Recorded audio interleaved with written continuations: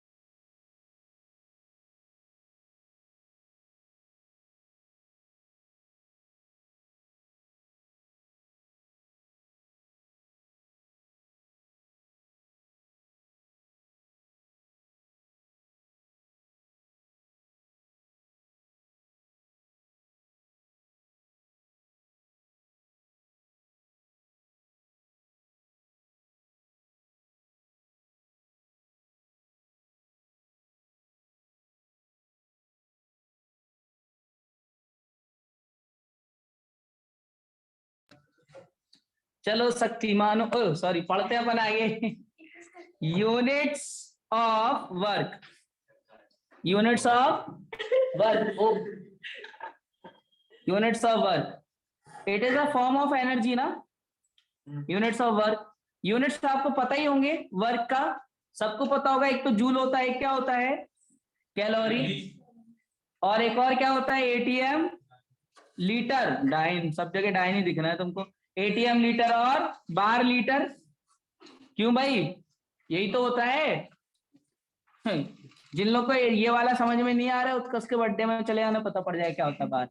देखो, 1 calorie it is equal to 4.2 joule. ये सब बच्चों को पता है ऑलरेडी, कुछ बताने की जरूरत इसमें नहीं है। सब बच्चों को पता होगा कि एक एटीएम लीटर को अगर हमको कन्वर्ट करना है तो हम लोग कहते हैं 101.325 जूल। ये सारे यूनिट कन्वर्जन बच्चों लोग पहले आप पढ़ चुके होंगे वर्क के ऊपर, ठीक है। सारे यूनिट भी आप पढ़ चुके होंगे, बस मैं एक बार रिकॉल करा रहा हूँ यहाँ पर।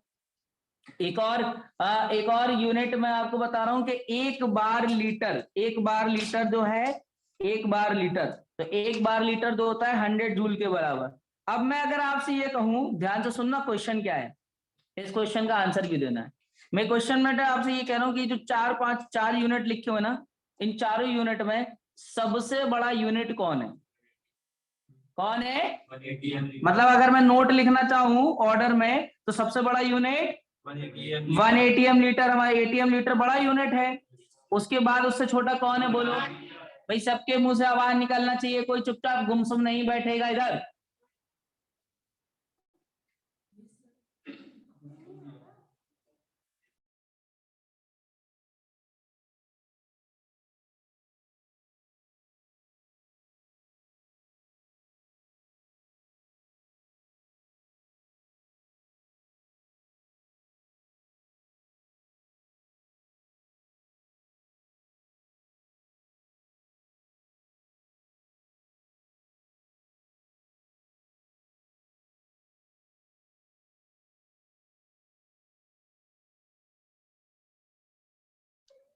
वन एटीएम लीटर से छोटा कौन है? 1 बार लीटर है। अच्छा, बार लीटर से छोटा कौन? कैलोरी, कैलोरी से छोटा जूल। तो ये इसके आंसर होगा। ये इस तरह के बकवास क्वेश्चन अगर आपके सामने है तो निपटा दोगे कि निपट जाओगे? निपटा दोगे ना। कौन बड़ा यूनिट कर लोगे ना, ऑर्डर में अरेंज कर लोगे वर्क की यूनिट्स को। अब सुनो, वर्क हम लोग ना वर्क निकालना सीखने वाले हैं यहाँ पे। How we can calculate work. आज की क्लास का मुद्दा बस यही रहेगा कि हम लोग किस तरह से वर्क कैलकुलेट करेंगे। So take the screenshot of this page. मैं नेक्स्ट पेज पे अब आपको बताता हूं कुछ इंपॉर्टेंट वर्क के बारे में। Some important work. ये चीजें ना आप ऑलरेडी पढ़ चुके होंगे। आई थिंक आप लोगों ने फिजिक्स के अंदर वर्क निकालना काफी अच्छे से सीख लिया होगा। बट इधर ध्यान रखना ना कि अपन इतना कैलकुलेशन में विश्वास रखते नहीं है, तो 4-4, 5-5 पेज में अपन सॉल्यूशन नहीं करेंगे। अपन बस 1-2 लाइन में ही वही आंसर तक डायरेक्ट पहुंच जाएंगे बाय कॉमन सेंस। ठीक है, चलो तो पहला पॉइंट मैं ये लिखूंगा कि वर्क जो है, work can be zero, work can be only when, only when what, only when अगर कोई प्रोसेस जो है, क्या बेटा, कोई प्रोसेस जो है, इस process taking place in a closed और rigid container, in a process taking place in a closed, enclosed और रिजिड कंटेनर। मैं आपसे पहले भी बोल चुका हूं कि थर्मोडायनेमिक्स के मैं जितने बेसिक पॉइंट्स बता रहा हूं, अगर आप अपने नोट्स बना लो और कुछ भी कंफ्यूजन हो रहा है वो क्लियर कर लो, अगर आपने फाउंडेशन सारे पॉइंट्स क्लियर कर लिए ना, तो थर्मोडायनेमिक्स से इजी कोई चीज नहीं लगेगी आपको। बट अगर फंडामेंटल्स नहीं पता तो थर्मोडायनेमिक्स 11th का सबसे खतरनाक टॉपिक लगेगा। केमिस्ट्री में, फिजिक्स में पता नहीं कैसा लग रहा है, वो आपकी इच्छा है, जैसा भी लग रहा हो। इसमें वॉल्यूम क्या हो जाएगा बेटा, भाई वॉल्यूम कांस्टेंट, तो क्योंकि पीवी वर्क निकालना है तो चेंज इन वॉल्यूम तो सीधे सीधे क्या हो जाएगा, जीरो हो जाएगा ना। भाई इसमें मैं ये कह सकता हूँ ना, DV equal to zero, W equal to zero. अब सुनो, अगर कहीं पर, मतलब इसी का कुछ पॉइंट लिख रहा हूं, इसका कुछ पॉइंट लिख रहा हूं, जैसे पॉइंट नंबर 1 इसका, कि कहीं पर अपन सॉलिड से लिक्विड गए, सॉलिड से अगर फेस चेंज हो रहा है तब भी वर्क डन क्या मार देना अपन को। ये कुछ छोटे छोटे पॉइंट हैं जो अपन को सोचना है। भाई किसी क्वेश्चन के अंदर सॉलिड से लिक्विड पहुंच गए, सॉलिड से कहां पहुंच गए, केवल फेस चेंज हुआ, केवल क्या हुआ, वॉल्यूम चेंज। अगर वॉल्यूम चेंज ही नहीं हुआ तब वर्क डन कितना रहेगा, समझ में आ रही बात। दूसरा पॉइंट अपन ये कहेंगे कि अगर कोई केमिकल रिएक्शन है, इन केमिकल रिएक्शन, कहीं कहीं पर, अब ये टर्म ना कुछ बच्चों को अजीब सा लग सकता है, डेल्टा एनजी, क्या बेटा, डेल्टा एनजी अगर अपने पास जीरो है, इसका डेल्टा एनजी का मतलब होता है मोल्स आर कंजर्व, यानी कि रिएक्शन में जितने मोल्स थे उतने ही रहे, वो चेंज प्रोडक्ट में पहुंचते टाइम उनका कुछ भी चेंजेस आ नहीं रहे। अगर किसी रिएक्शन के मोल्स कंजर्व हो जाए, जैसे 5 मोल लिए थे, प्रोडक्ट में भी कितने मिल गए, 5 ही मिल गए, पूरी रिएक्शन गैसियस फेज में चली, किस में चली, याद रखना कि यहाँ पर मैं गैसियस फेज पे ज्यादा इंपॉर्टेंस दे रहा हूं। मैं ये कह रहा हूं कि अगर सॉलिड लिक्विड प्रोडक्ट में बन रहे होंगे ना, तो वहां पे उसकी मोल्स काउंटिंग में नहीं लेंगे। अभी इक्विलिब्रियम पढ़ेंगे तो और ज्यादा बुद्धि में ये सारी बातें आएंगी। अभी केवल इतना याद रखना है कि कहीं पर अगर कोई रिएक्शन चल रही है, क्या चल रहा है बेटा, अगर कोई रिएक्शन चल रही है तो वहां पर मोल्स गैसियस फेज वालों के, मतलब आपने जितना रिएक्टेंट गैस में लिया उतना ही प्रोडक्ट गैस में मिल रहा है, मोल्स कंजर्व चल रहे हैं, तब भी वर्क डन क्या मान के चलना है। क्या ये पॉइंट छोटे छोटे याद रहेंगे कि भाई अगर कहीं पर वॉल्यूम कांस्टेंट है, फेज चेंज हो रहा है, या कोई मोल्स कंजर्व है, इसी को अपन, ये खत्म ही हो गया, इसको अगर अपन नेक्स्ट पॉइंट में कहें, वही work done can be zero only when, point number 1 ये था, और पॉइंट नंबर 2 अलग पेन से लिख दे रहा, पॉइंट नंबर 2 इज एक्सपेंशन हो रहा है, क्या हो रहा है, एक्सपेंशन हो रहा है, और कंप्रेशन हो रहा है, क्या हो रहा है, एक्सपेंशन या फिर कंप्रेशन इज टेकिंग प्लेस, या taking place, takes place against zero external pressure. अगर कहीं पर कोई ऐसा प्रोसेस चल रहा है, कहीं पर वो कह रहा है एक्सपेंशन हो रहा है, क्या हो रहा है, अपन से ये वर्ड्स बोल रहा है कि एक्सपेंशन या कंप्रेशन हो रहा है, बट वो जो पूरा प्रोसेस हो रहा है वहां पर अगेंस्ट जीरो एक्सटर्नल प्रेशर के वजह से। ठीक है, अगर हमारे पास एक्सटर्नल प्रेशर जो है वो जीरो चल रहा है, क्या चल रहा है, जीरो, तो वर्क डन अपन क्या मान के चलना है, यानी कि अपन ये कह सकते हैं कि कोई काम वैक्यूम में चल रहा है, कहाँ चल रहा है, वैक्यूम, या फिर अपन कह सकते हैं फ्री स्पेस में चल रहा है। तो इसमें ना अपने को बुद्धि लगाने की जरूरत नहीं है, अपन सीधे वर्क डन को क्या लिख देंगे, समझ में आ रही है, छोटे छोटे पॉइंट्स, यही क्वेश्चन में जब अपन लगाएंगे तो देखना बहुत जल्दी जल्दी अपने क्वेश्चन सॉल्व होंगे। क्लियर हो गए ये पॉइंट्स, कि भैया जब वर्क डन निकाल रहे होंगे कहीं पर अगर वॉल्यूम ही कांस्टेंट चला जाए, क्या चला जाए बेटा, वॉल्यूम, अगर कहीं पर वॉल्यूम कांस्टेंट चला जाए तो फिर अपन कहेंगे कि वर्क डन कितना, जीरो। अगर एक्सटर्नल प्रेशर जीरो चल रहा है, एक्सटर्नल प्रेशर कोई फीलिंग नहीं आ रही है, मतलब वैक्यूम में कहाँ है, तो बेटा चाहे एक्सपेंशन हो चाहे कंप्रेशन हो, दोनों ही केस में वर्क डन क्या ले लेना है, इधर पे कोई बुद्धि लगाने की जरूरत, बात समझ में आ रही है क्या। अब मैं आगे एक और पॉइंट लिखूंगा, पॉइंट नंबर 2। ये पॉइंट नंबर 2 क्या है, पॉइंट नंबर 2 हमसे कह रहा है कि for reversible process, reversible process के बारे में कल कुछ पॉइंट लिखवाए थे ना, डेली डेली अगर नोट्स बनाते चलोगे तो बेटा कोई दिक्कत नहीं होगी, और इकट्ठा 10 उसके लेक्चर के नोट्स बनाने बैठ जाओगे तो कुछ नहीं होगा, कहोगे इतना भयंकर काम पड़ा हुआ है अभी तक। डेली करोगे तो समस्या नहीं आएगी, क्योंकि आपको भी पता है कि अगर आपको कैपेसिटी है कि एक दिन में आप 5 चपाती खा सकते हो और हफ्ते में आप 35 खा सकते हो, तो अगर आप डेली 5 खाओगे तो खत्म कर लोगे। ये नहीं कि 4 दिन नहीं खाया आप 5वें दिन पूरी 20 निपटा देंगे। ठीक है, समझ आ रही है बात? चलो आगे बढ़ते हैं। 1 2 3 let's go.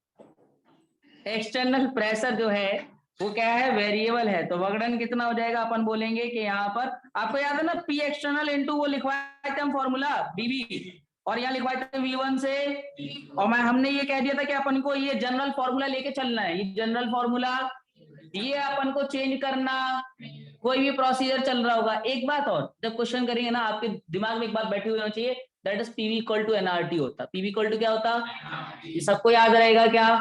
PV equal to क्या होता, पी फॉर, बी फॉर और आर फॉर, वो तो कांस्टेंट है तो उसका कोई लेना देना।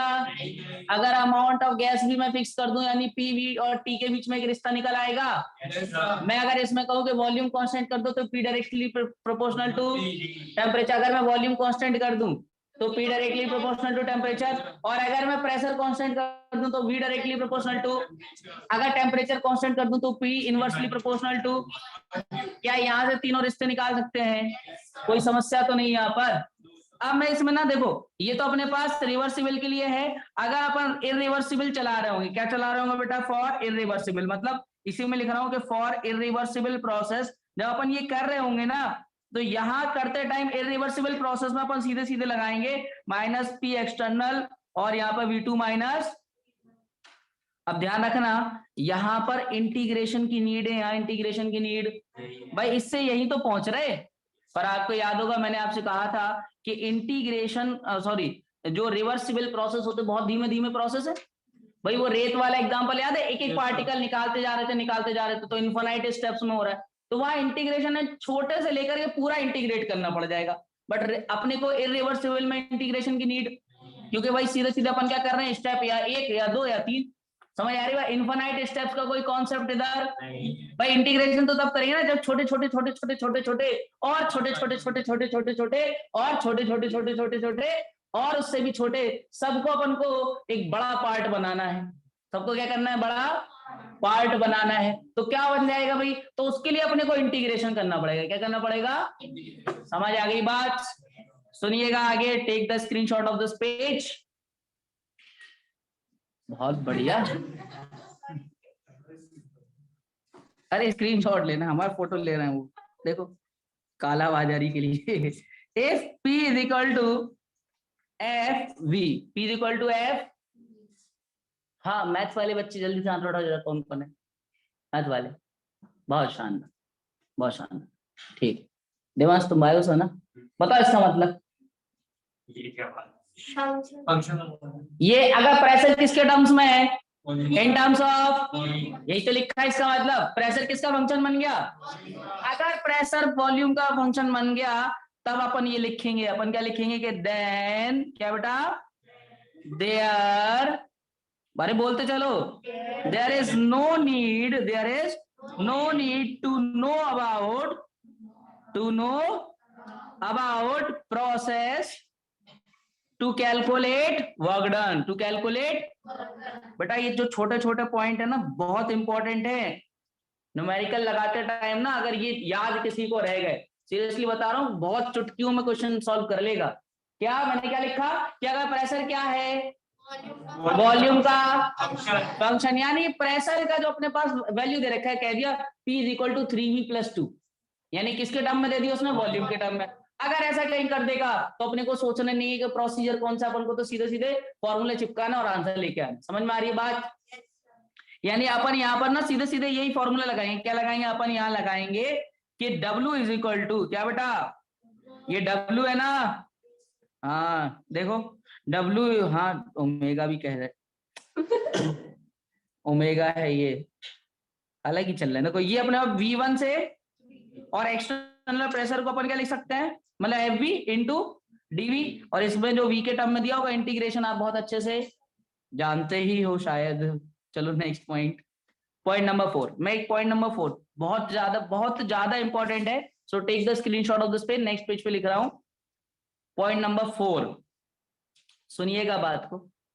पॉइंट नंबर 4 इज इंपॉर्टेंट है कि एरिया अंडर द कर्व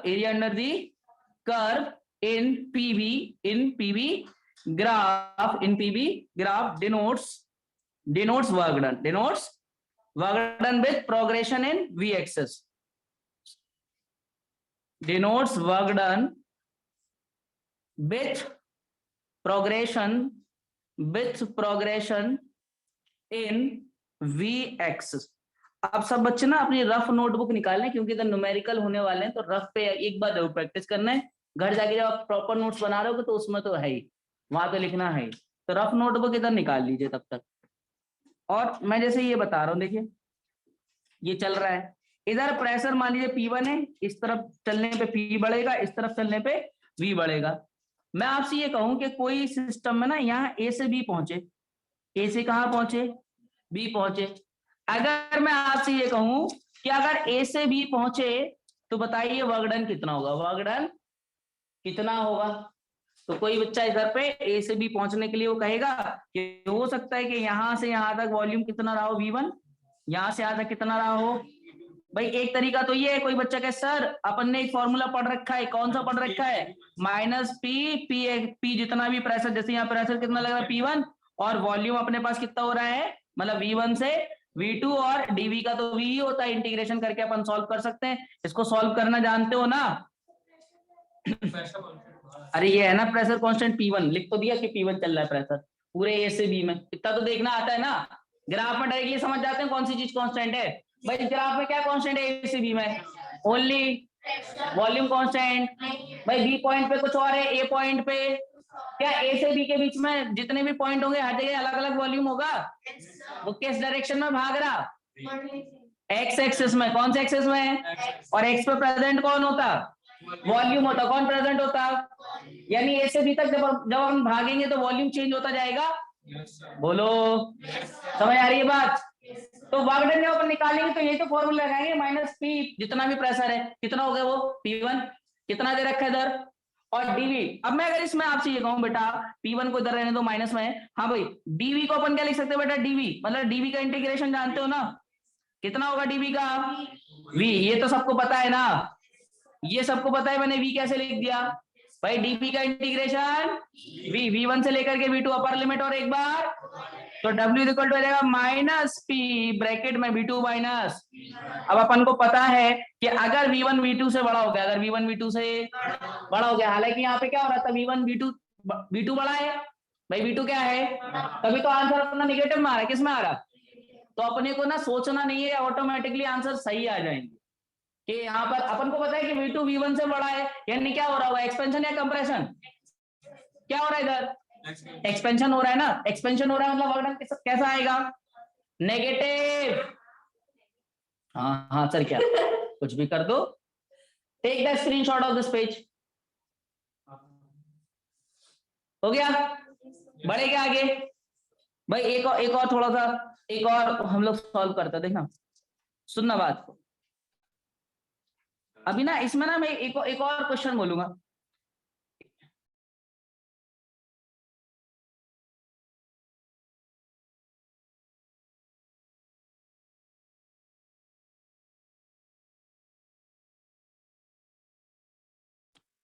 देख इसी क्वेश्चन को ना अगर अपने को करना है, कहा किसको करना है बेटा, तो अपन ना कॉमन सेंस लगाएंगे। क्या लगाएंगे अपन, यानी प्रेशर ऐसे में बढ़ रहा है, वॉल्यूम ऐसे में बढ़ रहा है, अपने को तो ये पता है कि भैया जो ये पॉइंट था ए से बी वाला, कौन सा बेटा, ए से, तो इसके अंदर जो हमारे पास ग्राफ होगा, इसके अंदर जैसे यहाँ पे ये कितना था, ये V1 था ना, ये कितना था, V2 था, तो भाई इसका अगर मैं एरिया निकाल दूं, इसका क्या निकाल दूं बेटा मैं, यही एरिया क्या हो जाएगा, वर्क डन के बराबर।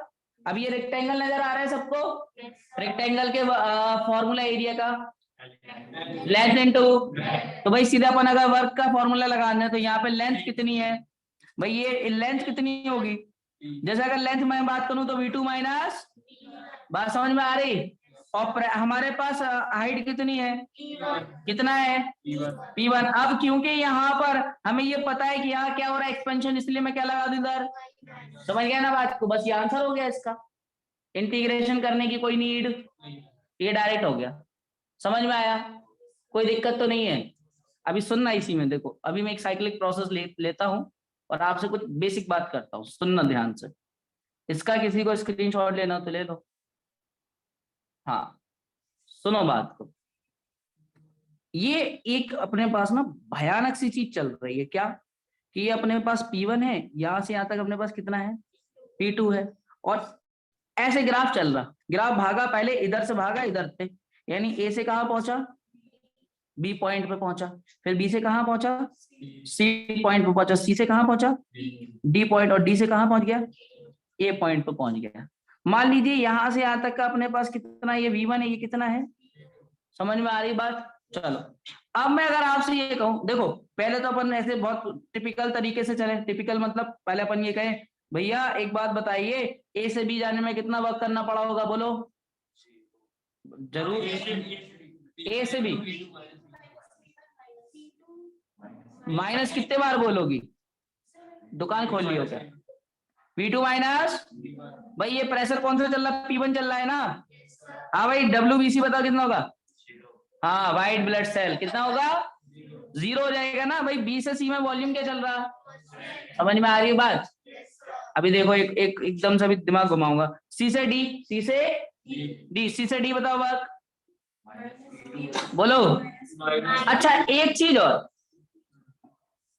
आप में से कितने बच्चों को याद है मैंने क्लॉकवाइज एंटी क्लॉकवाइज वाला एक कॉन्सेप्ट लिखाया था, अरे मैंने लिखवाया था ना, क्लॉकवाइज भाग रहे हो एंटी क्लॉक, यहाँ कैसे भाग रहे,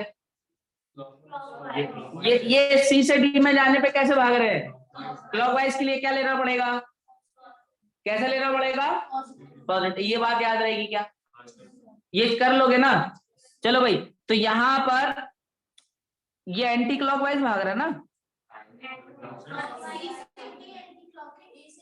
अरे हाँ क्लॉकवाइज के लिए नेगेटिव और एंटी क्लॉकवाइज के लिए, ये गड़बड़ मत कराना, क्लॉकवाइज के लिए नेगेटिव, एंटी क्लॉकवाइज के लिए पॉजिटिव, तो ये अपने पास क्या चलेगा, WCD माइनस का P2 और V1 माइनस, समझ आ रही है बात भाई, यही तो फाइनल वॉल्यूम क्या था, कहां से कहां चले, अपने को कॉन्सेप्ट याद रखना है, फाइनल माइनस इनिशियल, तो भाई फाइनल वॉल्यूम कितना हो जा रहा है V1, और ये कितना हो जा रहा है V2, भाई इनिशियली अपन थे C पॉइंट पे, वॉल्यूम कितना था, और D पॉइंट पे अपन C से कहां चले, तो इनिशियली थे कहां पर, V2 से कहां पहुंच गए, यानी कि अपने फाइनली वॉल्यूम कितना हो गया, V1, इनिशियली था कितना, समझ में आ रही है बात। अपने को दिमाग में ये बैठा नहीं लेना है कि V2 माइनस V1 ही होगा, फाइनल माइनस क्या चलेगा, ये कॉन्सेप्ट याद रहेगा ना।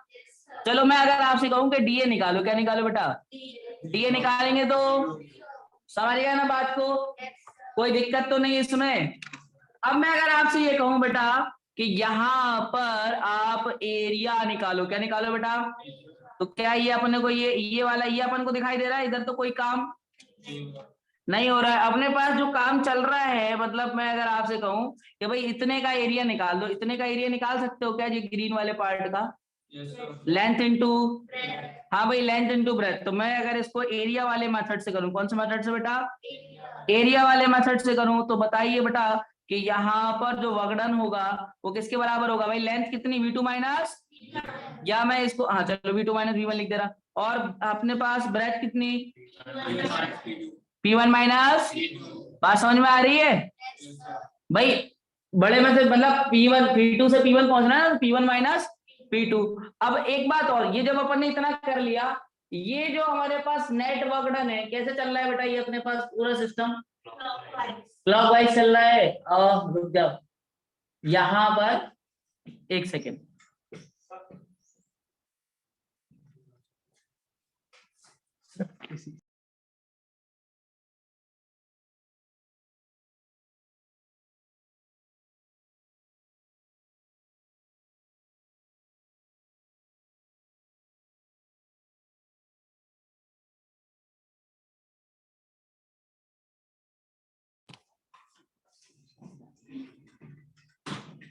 तो ये क्लॉकवाइज एंटी क्लॉकवाइज, क्लॉकवाइज में नेगेटिव, क्लॉकवाइज में और एंटी क्लॉकवाइज में। क्या ये बात याद रहेगी भाई? क्लॉकवाइज में क्या बोले अपन? क्लॉकवाइज में अपन कहेंगे नेगेटिव और एंटी क्लॉकवाइज में, तो ये बात याद रहेगी ना सबको? भाई अपने को हमेशा कौन से मेथड से चलना है? एरिया वाले मेथड से। कौन सा? एरिया वाले मेथड से अपने को वर्क डन निकालना है। एक और मैं छोटी सी बात कहूं, जैसे कभी कभी ना कुछ टेम्परेचर के ऊपर बात कर लिया थी कभी कभी, जैसे मैं कहूं, जैसे मान लीजिए मैं एक ऐसा क्वेश्चन दे रहा हूं, ये इसका स्क्रीनशॉट ले लिया, बस ऐसे ही हाँ भाई सुनिएगा। क्या बेटा मैं आपसे कहूं कि ये ऐसा सिस्टम चल रहा है, ये ऐसा सिस्टम चल रहा है, यहाँ पर मान लीजिए ये ए पॉइंट है, ये बी पॉइंट है, ये सी पॉइंट है, ये कितना पॉइंट है? डी। यहाँ पे वॉल्यूम था वी, कितना था? इधर वॉल्यूम हो गया 2v, कितना हो गया? यहाँ प्रेशर था P, इधर कितना हो गया? 2p हो गया। अब मैं आपसे ये कहूं कि अगर A पॉइंट का टेम्परेचर T है, A पॉइंट का टेम्परेचर, तो what is the ratio between A and B? B का टेम्परेचर कितना होगा? कितना होगा? कितना होगा? अरे धदो एक बात बताओ, A से B में चलने पे कांस्टेंट क्या हो रहा? भाई अपने को तो PV इक्वल टू वो पता है ना, PV इक्वल टू nRT वाला कॉन्सेप्ट। भाई आप एक बात बताइए, यहाँ पर जब A से B जा रहे हैं तो क्या कांस्टेंट हो रहा? बोलो क्या कांस्टेंट हो रहा है इसमें? वॉल्यूम कांस्टेंट हो रहा है A से B जाने में।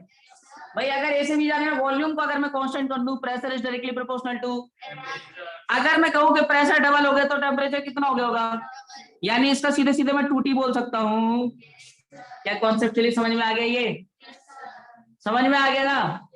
भाई अगर अपन A से D के जा रहे हैं, A से कहां जा रहे हैं? D। भाई A पॉइंट पे अगर टेम्परेचर T है, A पॉइंट पे T है, तो D पे टेम्परेचर कितना होगा? कितना होगा? अब यहाँ पे अगर 2T है तो इधर कितना हो जाएगा? अबे 4T। बिल्कुल ही से घरे आ गए क्या? निकालने के लिए आप तो उसमें महाभारत लगा सकते हो, पर इतना थोड़ी ना करना है अपन। अरे मैं ध्यान से समझो, आप पूरी कैलकुलेशन कर सकते हो खतरनाक से खतरनाक, पर जब कैलकुलेशन की जब नीड नहीं है तो क्यों करेंगे अपन? आधा घंटा क्यों वेस्ट कर दे? अभी टेम्परेचर निकालोगे ए पॉइंट का, मतलब ए और बी का निकालोगे, फिर डी के लिए निकालोगे, सी के लिए, अलग अलग निकालोगे ना 4 बार। समझ में आ रही बात? तो ऐसी हरकतें करना इधर मना है। इस तरह की कोई हरकतें करेगा नहीं, डायरेक्टली देखेगा भैया ए से बी में क्या चल रहा है, बी से सी में क्या चल रहा है, इतना तो तुम लोग कर लेते हो, कोई दिक्कत तो नहीं। चलो, तो बाय कॉमन सेंस क्वेश्चंस को लगाना है अपन को, बहुत लेंथी कैलकुलेशन नहीं बनाना है, मैं बार बार बोल रहा हूँ। थर्मोडायनामिक्स के क्वेश्चन को आपको विद इन 5 से 10 सेकंड के अंदर आंसर देना है, नहीं दोगे तो थप्पड़ गलेगा, तो अपने आप देने लगोगे। चलो देख, स्क्रीनशॉट ले लेना इस बार। जैसे मैं आपसे ये कहूं कि अगर कोई साइक्लिक प्रोसेस होता है, क्या होता है? साइक्लिक